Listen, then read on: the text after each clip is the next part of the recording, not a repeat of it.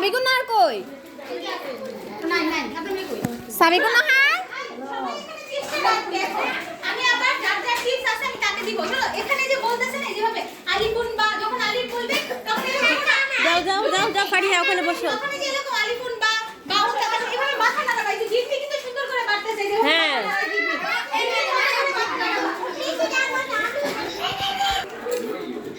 এই যে পাখি ভিডিওতে যেভাবে করে সেভাবে